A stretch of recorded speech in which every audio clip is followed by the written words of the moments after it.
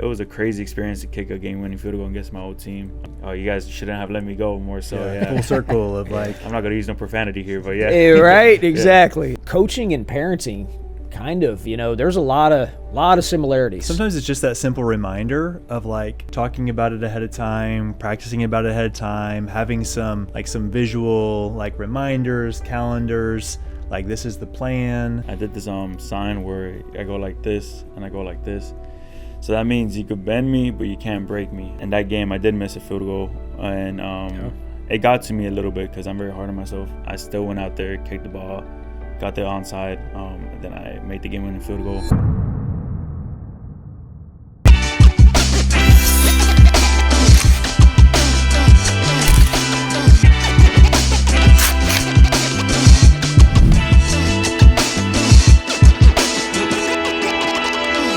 This is an exciting one today, y'all. I'm going to start it like this. 3 times this season, it has come down to one guy. And 3 times, this one guy has came through for us.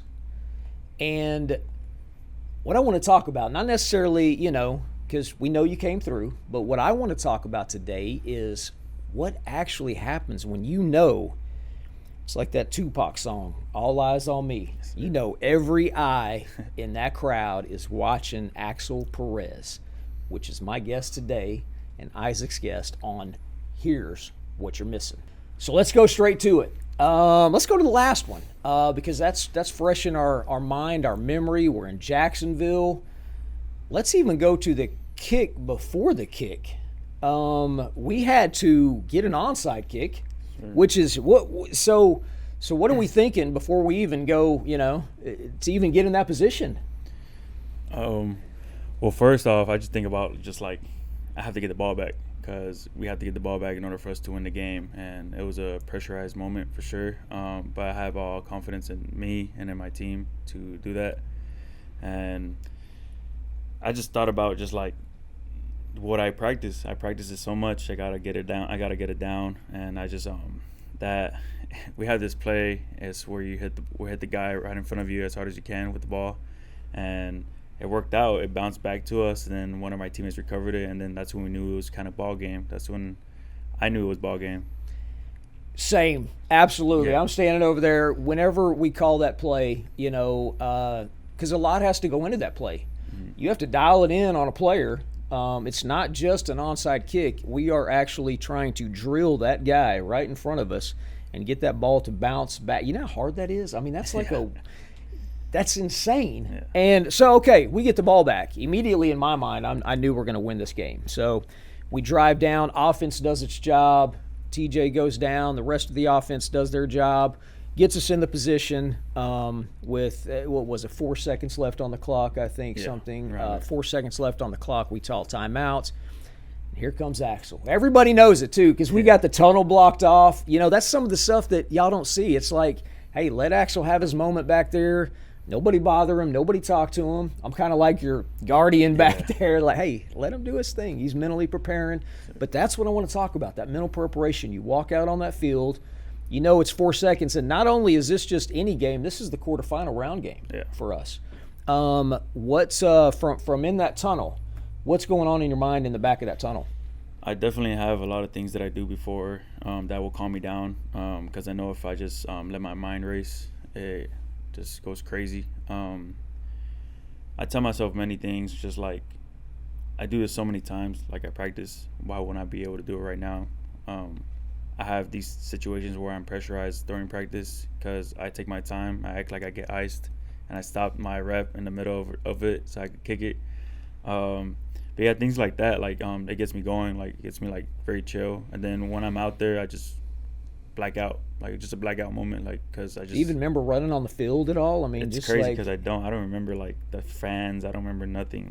It's just I kicked it, and then I just saw the ball go in. And then I just remember we won. I was just I'm ready for this.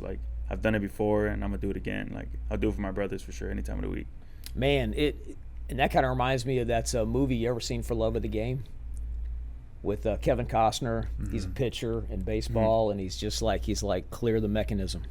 Yeah. And for a second, the crowd is still there. He's like, Yeah. man, the crowd is still here. What's going on? And it's like, clear the mechanism. And then it just clears the mechanism. That's what I mean when you were telling me about that. It kind of sounds like that.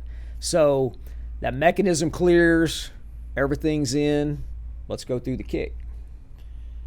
So it's just the things we think about, obviously, is just like, I need to have a good snap, a good hold. I'm always thinking about 3 steps back, 2 to the right, 2 to the left. And after that, it's just whatever I know what to do.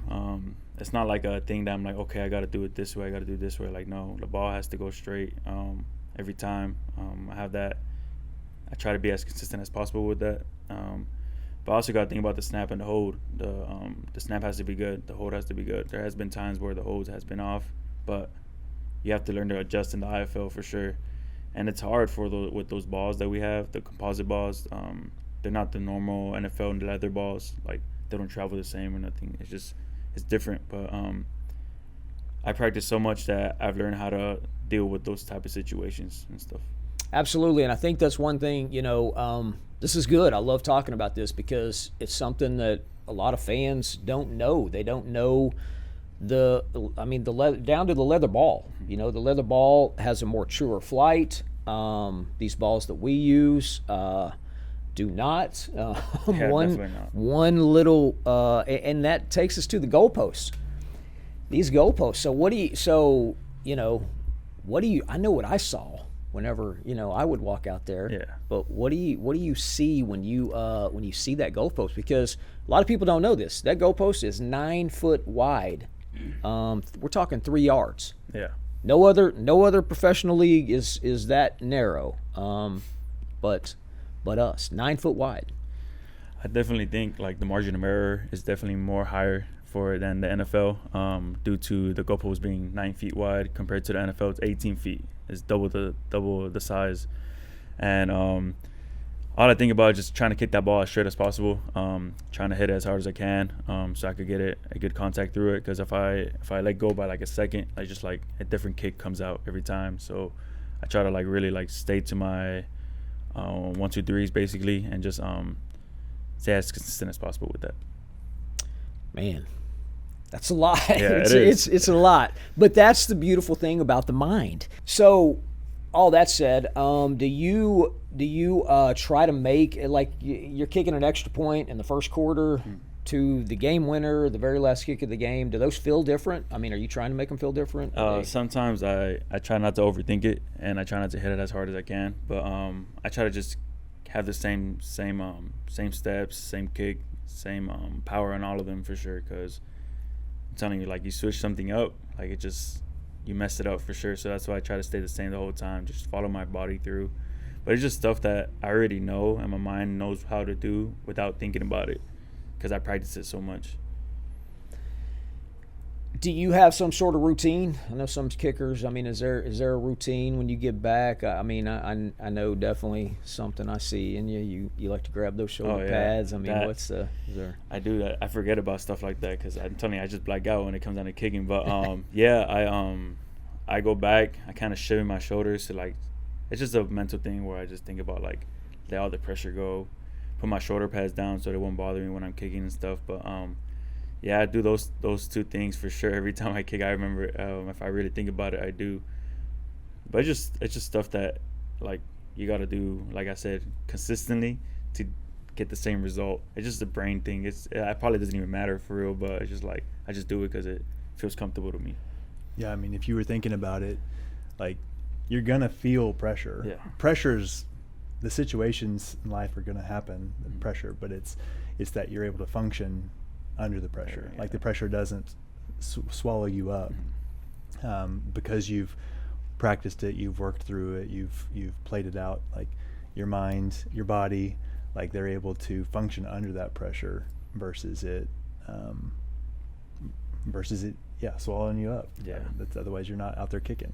It gets you sometimes for sure. That's it. Yeah. That's it. So that's where I wanted to. You jumped in at the perfect time because that's where I want to go. We talked about the routines. Let's hear, why does a routine help you when you're under pressure situations?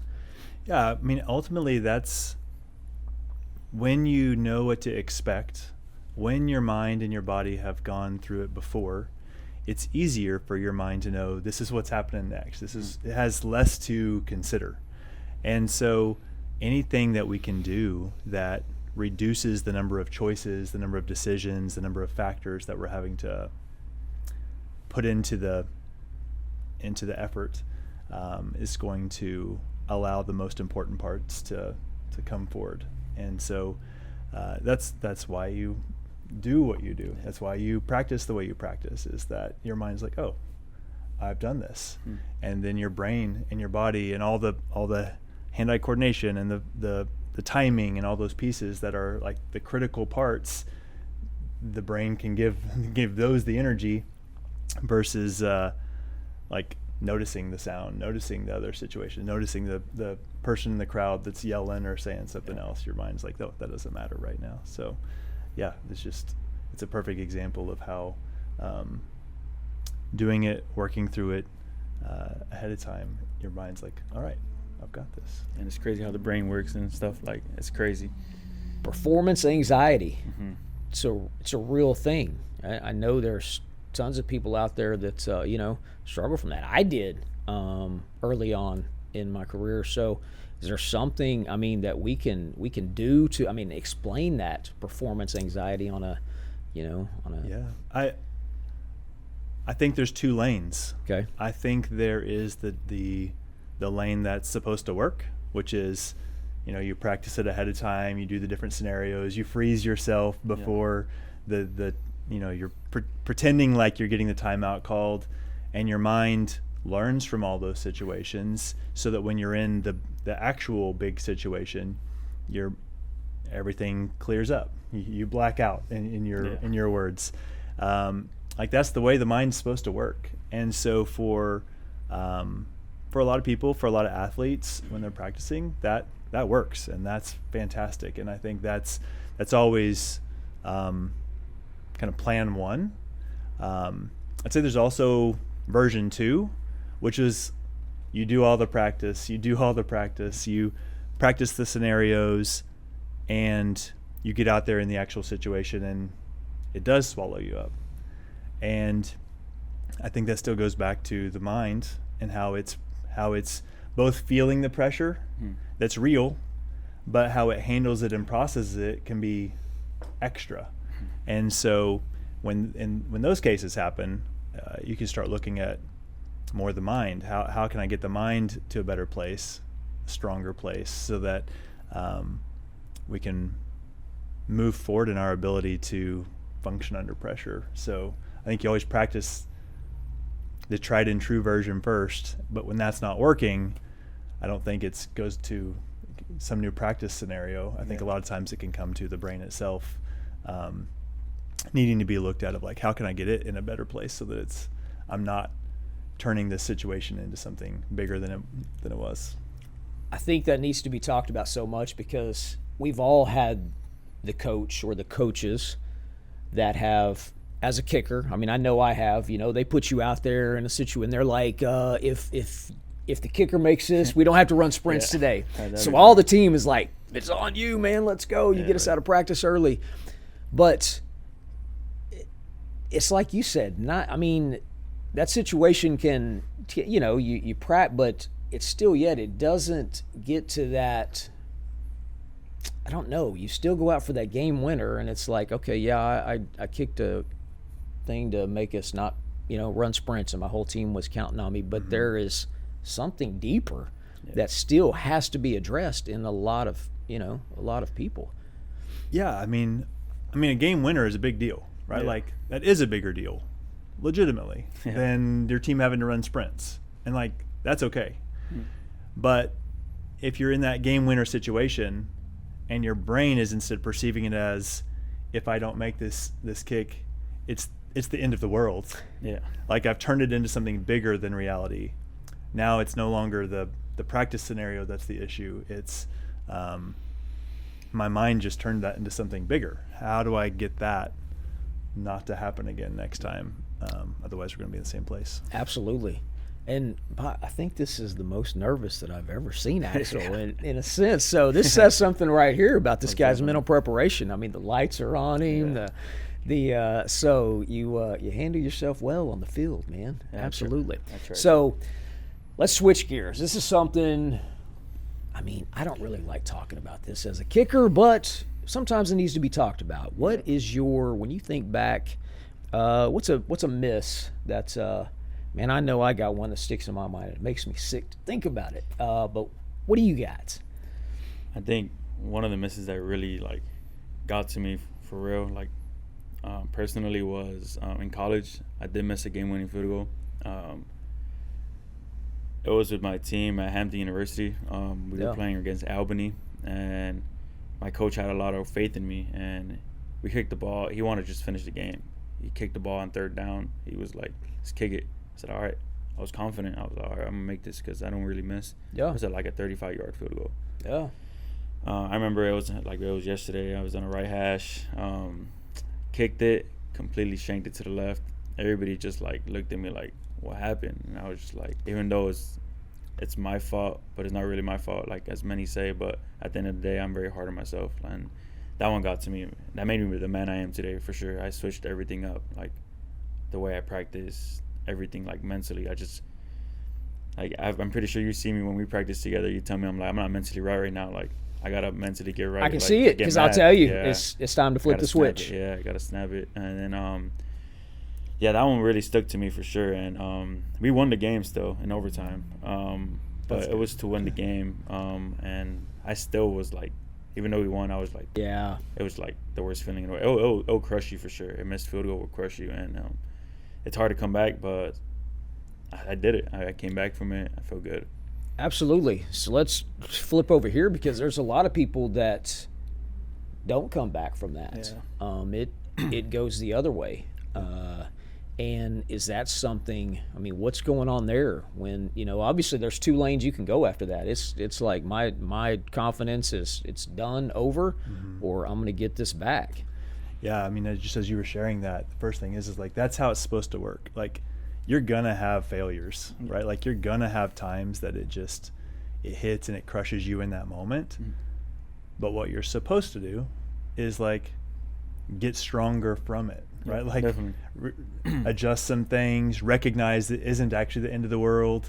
Like how can I grow from this? Like pressure strengthens us, and that's healthy and good. But if you would have instead missed that kick and all of a sudden that just turns into a spiral of like, I don't even know how to kick anymore, and they're sending you out there to like do the one in overtime, and like I can't, and now the team ends up having to, I don't know, send somebody else out because you're just like, I can't even go on the field again, right? Like that would be a very ultimately unhealthy way for your brain to perceive that situation. Like it turned it into something bigger. And so that type of scenario can happen in life so often. Like one failure can turn into, I'm never doing that again. I'm never going to put myself out there again. I'm not going to try for that job. I'm not going to try for that that challenge because one time it crushed me. Yeah. And so when that's the case, we've got to work on getting the mind right, healthier, stronger, so they can get back to actually perceiving life accurately. And I think I want to even go, let's go deeper. Because a lot of people are like, especially back in my era, they're like, okay, you got to man up now. Right. Now this is we see what type of man you are now, and I think we're finally starting to see a little bit of that in 2026. That I could still be a man, but I could still have some things inside of me that are just holding me back. Sure. Right? I mean, that doesn't mean I'm not a man because it took that. Let's talk about that. I mean, to that exact point, it's not about man or not. It's that your mind has a lot of control over how you function, and there's a truth to that phrase of like man up or try harder, but something like legitimately sometimes it's not really possible for some people in certain situations. Yeah. And there's one train of thinking or one lane of thinking which would then be like, that's just got to be the way it is. But what we know is that the brain can change. Like there's a newer phrase and term that's brain health, separate from mental health. And the brain itself can get healthier or can get unhealthier. And when we do and make choices in life through our routines, through our sleep, through our nutrition, through physical activity, sometimes in a very targeted way, sometimes in a generally healthy way, like healthy life habits, those are all going to get our brain in the healthiest place possible. And so there's different degrees of intensity that could be like required or needed to get the brain to a healthier place. But I think at the beginning, just recognizing that's an option. Like you don't just have to stay stuck, I think is probably one of the biggest points, is that if someone's feeling anxiety, excessive anxiety, irrational, like too much for the situation, there's things that can be done about it in the brain and how it's actually processing and developing and functioning in the first place, how the different parts are connecting and communicating. And you can use the brain's and the body's natural systems a lot of times to do that, different kinds of physical, sensory, cognitive inputs and trainings to, like I said, varying degrees of focus and intensity. Yeah. And you get that, your mind right, and you get your, like, a simple example. If you stay up too late, watch some kind of streaming service for hours on end, and then you think you're going to go out there and be ready to kick, like you didn't get your mind right. Yeah, definitely. And so sometimes making those adjustments is enough. Like go to bed on time, do your routine in the morning. And some people are doing that. Yeah. And okay, now let's take it up a notch. Let's really focus on getting the brain healthier. And we do that in Brain Balance, but like there's a lot of ways that you can do healthier brain to get healthier responses. So absolutely. So love the fact how you handled that. Yeah. You said it made a turning point in your career, really, and where it could have went the other way. So tell us about did you have to go out in overtime and kick again, or no, it was just like we stopped them and we win, and we you stopped them, stopped them and okay. So let's talk about the next game. I mean, how did the next kick? Do you remember the next kick? After that? Yeah, it was hard. If I missed a 35-yarder, I'm gonna miss this PAT. Like I was like, you know what? I just gotta go out there. Once I make it, like relief is off my shoulders. It's gonna make me a better man. Definitely didn't have the best support staff over there because I was by myself in Virginia. I'm from California, and being over there by myself, like it was hard. But next game I just like went out there, kicked the ball, and I felt good. It was I had to show myself that I could still do this. I had to mentally be prepared for this, and I feel good. Yeah, it was good. We have a saying in the kicker world. It's it's on to the next. We definitely forget. It's that it's over. There's nothing we can do. It's the next one. It's always the next one. So, as a coach, I know it's a different feeling, because I've ran out on that field for the game winners, and then, coaching you and you run out on those game winners. It's one of those feelings. It's like, man, okay, we've prepared for this moment. It's it's so weird. You look at it, even and as a parent of 3 kids, I look at it, it's one of those deals where I drop my kids off at school. I prepared you guys for this moment. I can't go into school with you. I can't go on the field with you. So it's a cool feeling. Yeah. When you see your kids come out of there, when you see you run off the field, I get to run out on the field, celebrate. I mean, such a cool feeling. So now let's go back to the first game winner, because I love this one anyways. Oh, yeah. This Good may story. be my favorite of all. It's a great story. Yeah. So let's just tell it in Axel's version. So let's go from the beginning. Yeah. I got signed from to this one team in Orlando, called the Orlando Pirates. One of my coaching staff brought me over there from the year before from Bay Area Panthers. And I was over there. Unfortunately, my coach left, and I got cut from that team.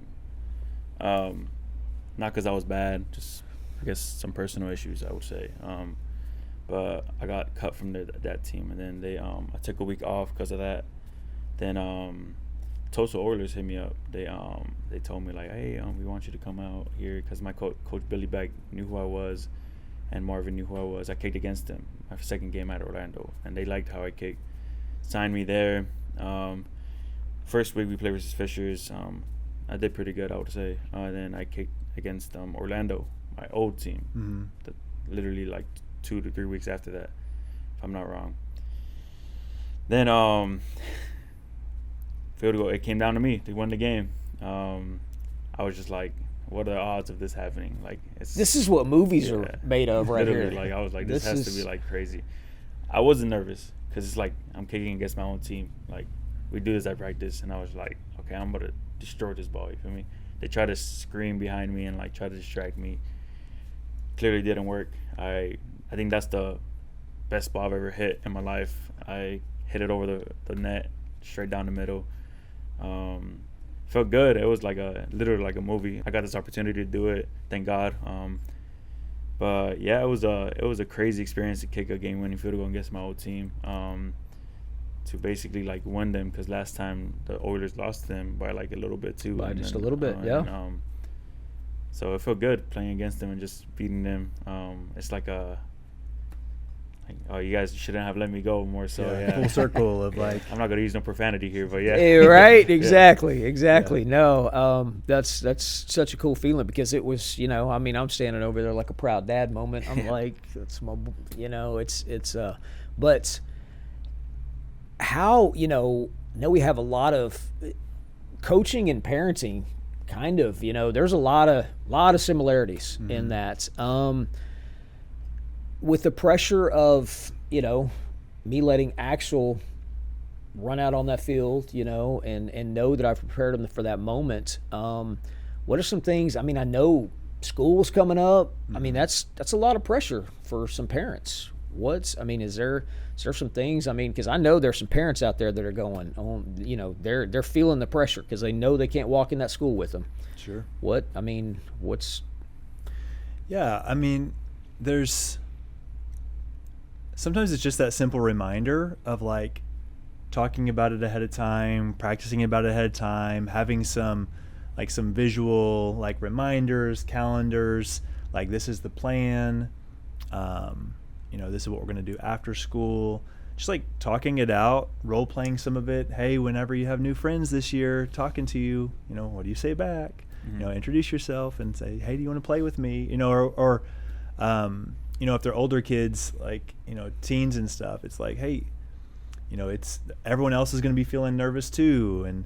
And like everyone's going to be in the same boat. It's everyone's first day. It's everyone's first week. And to that earlier point I was making, like a lot of times that's it. Like practice it out, talk about it, let the mind know what it's getting into, so it's not having to go in with so much uncertainty.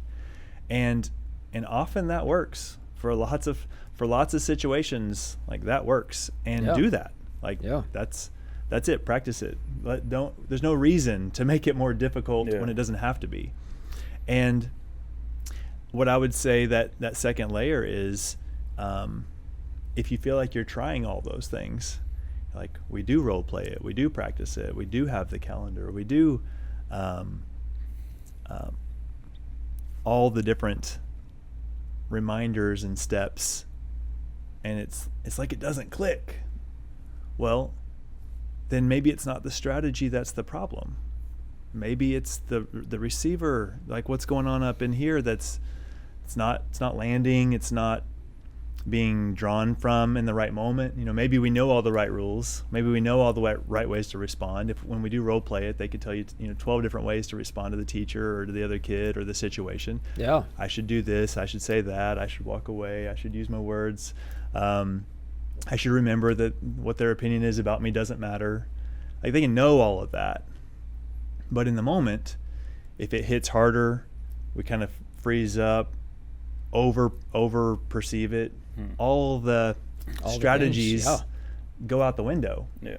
And so then it's like, okay, the role playing wasn't the problem. Maybe something else was. And we can look at that and work on it.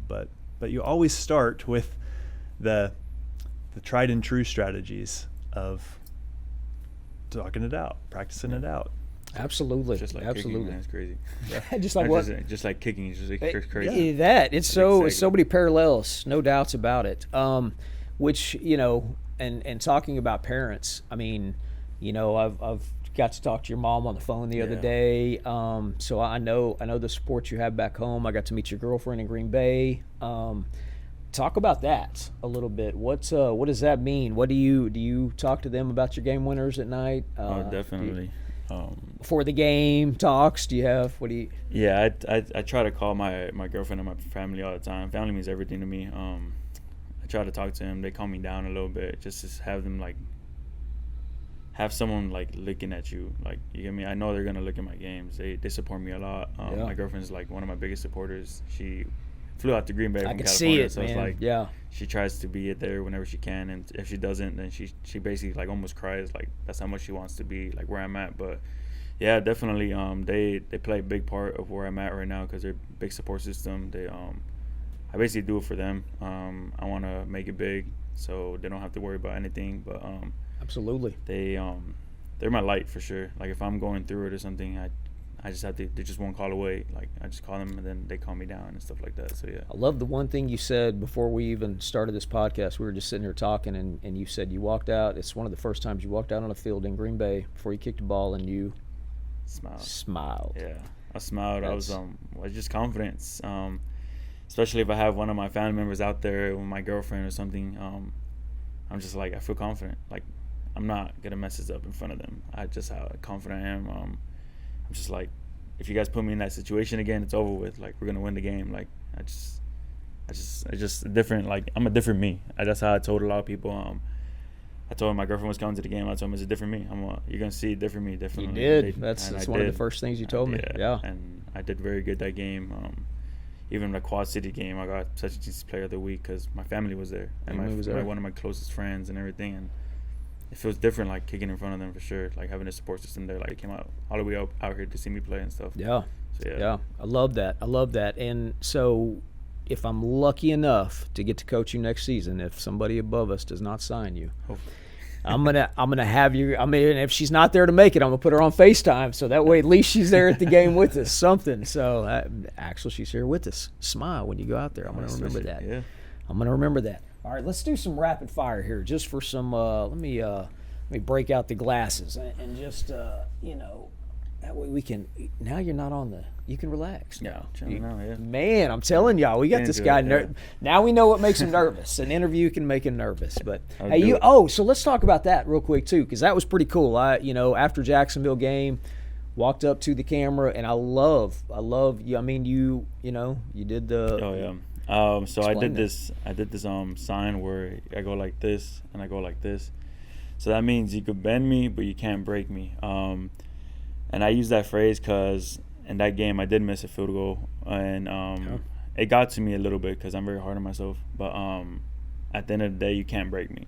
As you can see, I still went out there, kicked the ball, got the onside, and then I made the game-winning field goal. And many people were I could hear it after. They were telling me "Oh, you suck! You can't kick the ball. You can't it's so easy to kick a ball." It's just all right, cool.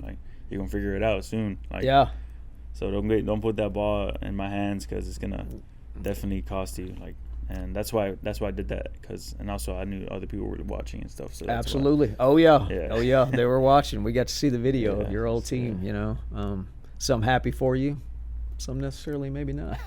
So definitely. That's always the way to get good payback. Love that. And next season, okay, so it completely, I've got to, being 53 years old, we got to get a handshake when you come back because I mean, I can't just do this anymore and give the hug. We got to do I want to do the cool stuff. Some crazy stuff. Yeah.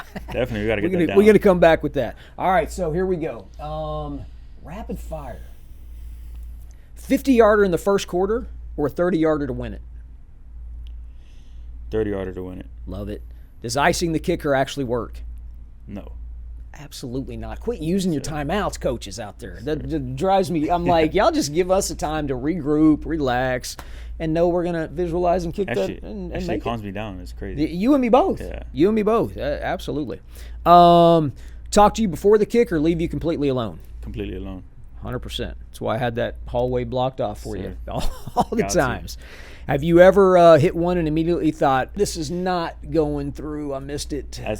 Yeah, definitely. You can feel it off the contact of your foot. It's happened to me so many times. And I'm just, like, even before, like, they're like, you haven't missed it yet. I'm like, yeah, I know it's going to go. I'm not going to miss it. I can feel it off my toe or something. Like, it's funny. Like, Yep. You know it as soon as you hit it.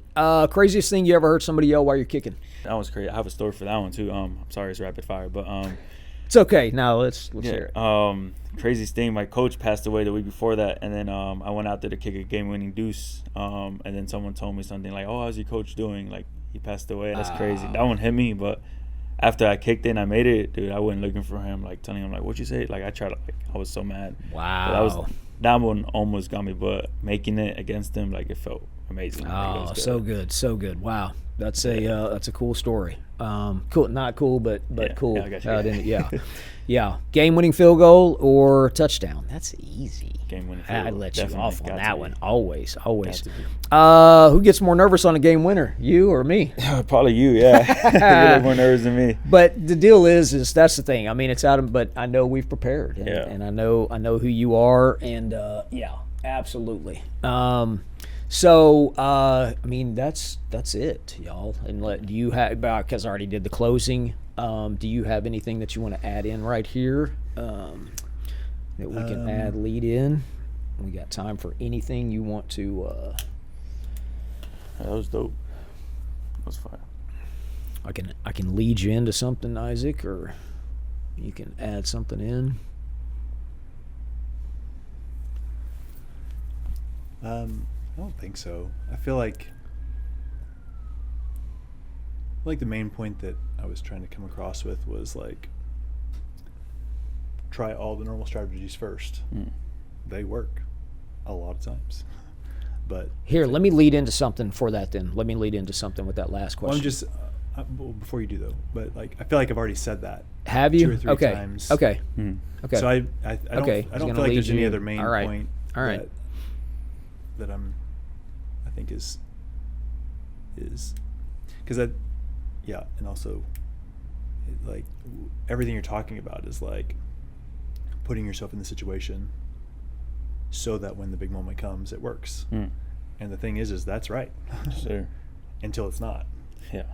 And for some people, they're like, I do all the right things. Yeah. And it doesn't work. And so, but yeah, I feel like I've already said that twice. Yeah. So I don't feel like there's another Okay. main thing that I'm Yeah. thinking of. So Hey, you made it clear about like there's different ways to prepare for different stuff and stuff like that. Like there has been times where I prepare for stuff and I messed up still. Like I've kicked bad and then I'm like, okay, now I got to prepare myself a different way. Like you feel me? Like just, that's how I feel like when you said that about when I told you about it compared to kicking and stuff like that. That's how I really like I took it in like that. Like it's like different ways. Absolutely. anything you were thinking of that you wanted I know. to share? That's what I was trying to think as well. I think we got I really wanted to bring up the coaching point of, trying to put us in positions, that worked out, Let me put him in a situation that he can take the whole team off the field right now if he wants to, but at the end of the day, that's great, but it still doesn't sometimes prepare that, it's that part that is real, it didn't hit that anxiety, that performance anxiety point like a coach sometimes thinks it does on some people. Some people maybe it does, but I mean, you guys talk about how like Marvin, like he how he say he doesn't put his trust in the kicker until I came through and stuff like that. You could say that, and I don't know. This is okay. You know what I'm talking about? Okay, yes. Yeah. So let me end on this. Let me end on this story right here because this is really good. We're Quad City, And it's a big game. I say a big game. We win it, we're in the playoffs. Sure. That's anytime you can do that and clinch the playoffs in a regular season game. That's huge. So we have the ball. Clock is running. We're behind at this time. We are behind. The game is not tied. We are behind. And we give the ball to our running back. Our running back goes down on the 1 yard line. Yes. And here's the deal. If our running back scores, that's really probably the only chance maybe that Quad City could even beat us. But if he goes down, because the clock would stop when he gets in the end zone, under a minute in arena football, you score, clock stops. So it's really the only way that Quad City could have turned around and beat us. Our running back goes down at the 1 yard line. We run it down to where the kick is going to be. We have one play and that's it. So no way Quad City beats us. But Marvin is having that. He is. If you guys know our head coach Marvin, he's pretty calm and cool. Through the game he has his moments. But this one he's like, Caleb, why didn't you get in the end zone? Why didn't you go score? And I find myself, I walk over, I'm like, Marvin, remember who we got? We got Axel. And there was just kind of a calm, it just calmed him down, and Axel, and there's no way we get beat. It's going to end on Axel's foot. And last play of the game, Axel dragged it through, and that was the one kick that we didn't talk about, the third one that sends us to the playoffs. Yeah. And so I love those moments like that. Marvin, it took me just to remind him you remember who we got as a kicker? We got Axel. So I love that story. That's a great story that you brought up. And I try not to I come out calm so he won't be nervous. You feel me? I want him to have full trust in me. And stuff Absolutely. I definitely did not think we were gonna go for the field goal. I thought we were just gonna score and just over with. But when they told me field goal, I was hey, your teammates had confidence. Yeah. Caleb to go down at the 1 yard line knew. Everybody know. Yeah. We got Axel. It's going through. So what a great story. Send it to the playoffs. Inches away from playing this week in the championship game, but sometimes that's life, man. Axel, it has been great talking to you today. Thanks for joining us. If you don't move up the chain, that's the goal. We want to get him out of here, but at the same time, we want him back here. So, I will be happy either way, if that makes sense. I will be blessed because you and I, we have, it's more than coach player, no doubts, man. I love you, man. Seriously, love you too, man. Appreciate you being here, Isaac. There's a lot of people out there that's sports anxiety. These athletes go through it. You have something they need, so yeah. It's prevalent, and there's so many good athletes. There's so much potential out there, and for some, they can make it happen. And for others, it's like there's something's off, something's missing, but you can do something about it. When those regular coaching strategies, those regular repetitions aren't enough, then finding another version of that may not be the answer. Instead, let's look at the brain. Get that right. You start feeling pressure, handling pressure, perceiving pressure more appropriately so that when those pressure situations come, you can move through, recover, versus it swallowing you up. And that's exactly why here's what you're missing.